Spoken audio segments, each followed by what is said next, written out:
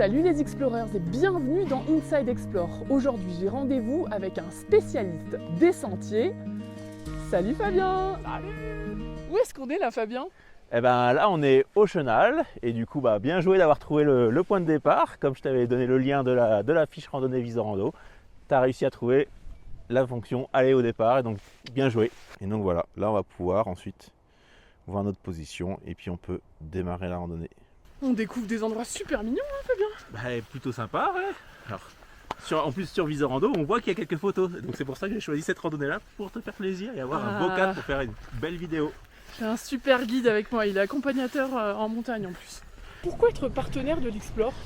Alors partenaire de l'Explore, pourquoi? Parce que le Explore se passe à l'automne et puis c'est pour montrer que la montagne c'est pas que l'hiver, c'est pas que l'été, c'est aussi à l'automne pour voir tous ces paysages là, la neige qui commence à arriver, les mélèzes qui commencent à jaunir, les bouleaux pareil, et donc toutes ces couleurs là, montrer que voilà la montagne c'est en fait c'est 4 saisons. Fabien, comment ça a commencé Visorando? En 2009, j'ai demandé à mon cousin qui est développeur informatique, Arnaud Lecus, s'il pouvait me créer un site internet où je puisse tracer mes itinéraires pour les préparer, pour avoir le nombre de kilomètres, la distance et ainsi de suite, et le dénivelé. Et du coup, il l'a fait et le logiciel pour tracer ces itinéraires était, on va dire, ouvert à tout public.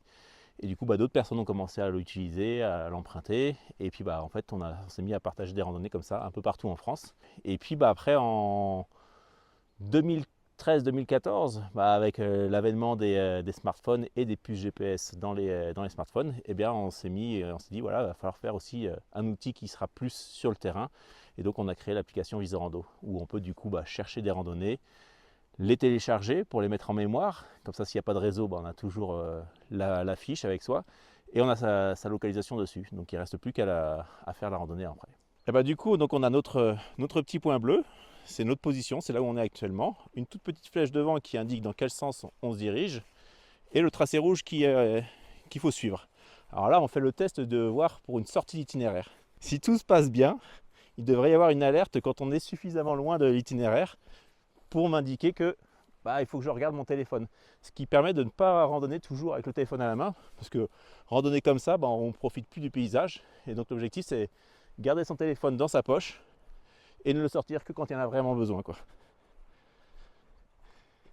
Ah, donc là voilà, on peut voir une alerte d'éloignement, vous êtes à plus de 70 mètres.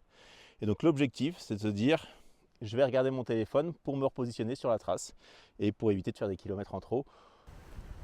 Bon, où est-ce qu'on est là du coup? Ça y est, on est arrivé au Monal, donc c'est le clou de la randonnée. Depuis quelques temps, alors il y a sur les téléphones, il y a un tout petit bouton là, un point d'exclamation. C'est ce qu'on appelle nous le Waze de la randonnée.